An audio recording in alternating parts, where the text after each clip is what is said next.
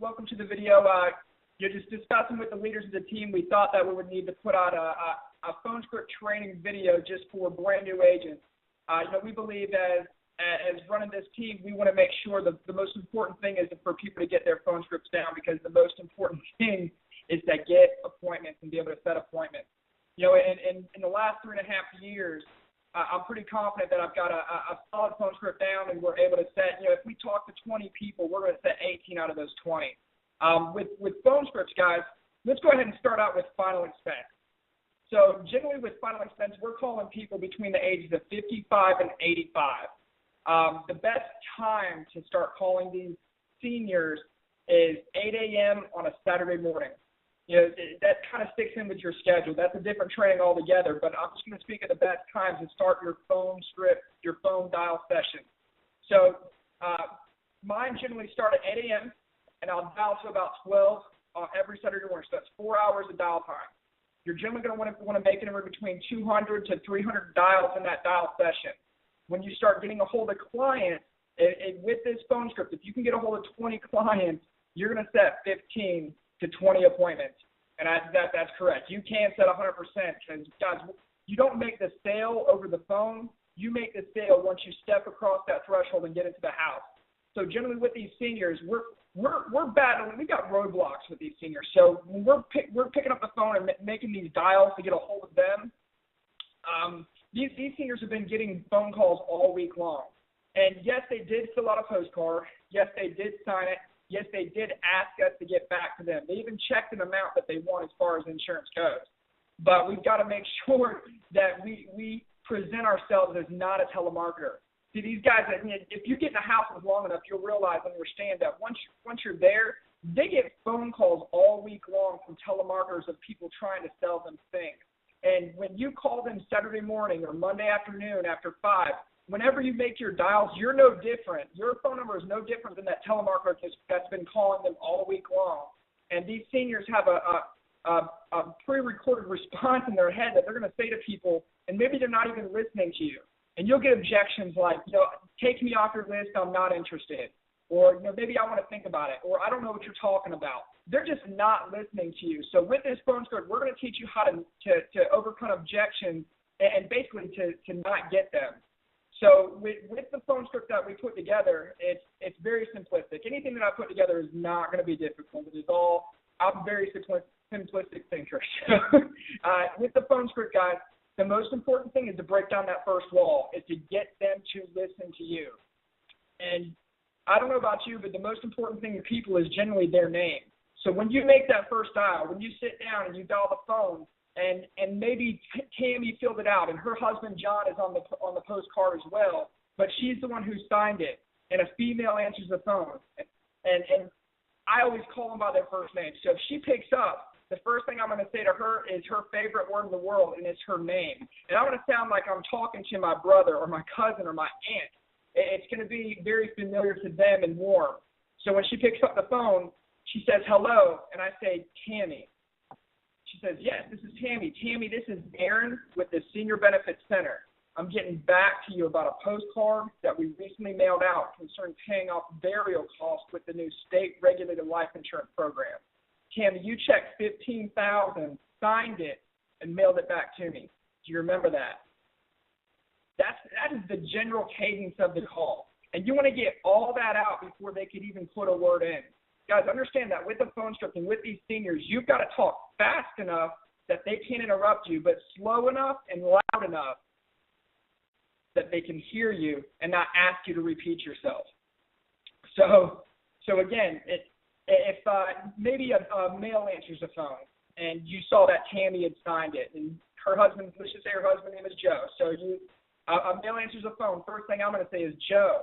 He says, yeah, this is Joe. Joe, is Tammy in? And usually the response that you'll get is, who is this? It's Aaron. And I'm not, it happens all the time. He'll say, Tammy, Aaron's on the phone. So, guys, it's just being comfortable and what the objective is. And the objective is to get them on the phone, find out when they're going to be home, and set the appointment. So we'll run through the first part again. Ring, ring. Hello, Tammy. Tammy, this is Aaron with the Senior Benefits Center. I'm getting back to you about a postcard that we recently mailed out concerning paying off burial costs with the new state-regulated life insurance program. You checked $15,000, signed it, and mailed it back to me. Do you remember that?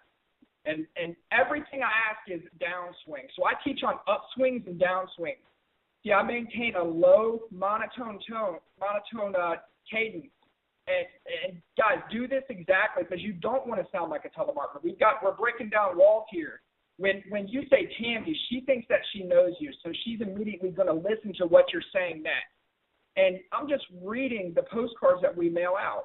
So I'm getting back to you. So now she's wondering what the heck she did that I'm getting back to her about and how does she know me.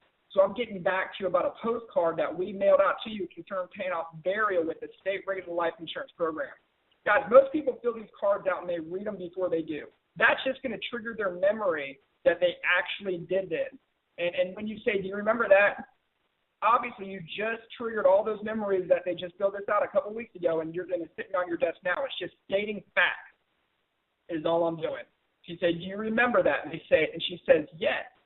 Great. Tammy, I'm going to be right up the road from you this Monday. Do you have any doctor's appointments on Monday? See, with seniors, you're not fighting most of the time. They don't have 9-to-5 jobs. The only thing you have to battle are doctor's appointments. And most of the time, they might tell you they're tied up all day long. They've got doctor's appointments all morning and afternoon. But if you ask interrogation questions, you'll get to find out their schedule a little bit more. So Tammy says, yes, I've got a doctor's appointment on Monday. Tammy, what time do you go into your doctor's appointment? Well, I have to be there at 10. Okay. So generally, these appointments for me, they usually last 3 to 4 hours, you think? And get them to agree. They said, yeah, about that time. I said, they make you sit in that waiting room for quite some time. So are you planning on going to lunch after that doctor's appointment? You know, just a more interrogation question. And if she says yes, you say, great. So you should be home around 1, 2 o'clock. Is that right? And get her to commit to that time. But again, we're not going to schedule at that time once she commits. See, we're working on our schedule. So if she says, yes, I should be home around between 1 and 2 o'clock. Great. Tammy, I've got an appointment at 2 o'clock already. I'm going to drop by at 3. So, and it's not asking her when is a good time. It's taking control of your schedule and telling her when you're coming over. So I'm going to drop by at 3 o'clock, Tammy. I've got you at 1225 Smith Road. Is that right? And we're just verifying her address, just making sure all the information is correct. And these are also what we call tie-down questions. So when she confirms that is her address, again, I'm going to ask another question to maintain control of the conversation. Tammy, is 1115, is that on the door or the mailbox? So she has to step out and literally think where this number is so she can tell me, and I'll be able to recognize it when I pull up to the house. So she might say something like, it's on the mailbox, Aaron. Great, Tammy. Well, I've got you down for 3 o'clock on Monday. Look out for, I drive a black Jetta. Look out for me in your driveway around 3 o'clock on Monday. Done. Set the appointment. Guys, and it's that simple. If you keep it simple and you just roll through it, it's all a numbers game. And when you get these people on the phone, it's just telling them when you're coming over. It's the cadence and making sure that they can't interrupt you. We'll go through it one more time. Ring, ring. She says, hello. Tammy. She says, yep. Tammy, this is Aaron with the Senior Benefits Center. I'm getting back to you about a postcard that we recently mailed out concerning paying off burial costs with the new state-regulated life insurance program. You filled this out, checked $15,000, signed it, and sent it back to me. Do you remember that? She says, yes. Great. I'm going to be up the road from you this Monday, Tammy. Do you have any doctor's appointments on Monday? She says no. See, I want to start my day as early as possible. She says no. She doesn't have any doctor's appointments. She's not working on Monday. I ask her, are you an early bird? She says yes. What time do you usually get up on Monday morning, Tammy? She says, well, I'm usually up around 6 a.m. Great. I'm going to drop by at 7 a.m. or I'm going to drop by at 8 a.m. And do not ask them if 7 a.m. or 8 a.m. is a good time to drop by. Tell them you're coming over. They'll say yes, just because people are used to taking orders. People are used to just making things happen if you push them in that direction. So if you tell them what time you're coming over, they're just going to follow suit. So I'm going to drop by at 8 a.m., Tammy. I've got you at 1115 Smith Road. Is that correct? She says, yes. It's 1115. Is that on the door or the mailbox? She says it's on both of them. Okay, great. I'll see you on Monday at 8 a.m. I drive a black Jetta, so look out for me in your driveway Monday at 8 a.m. Okay, Tammy?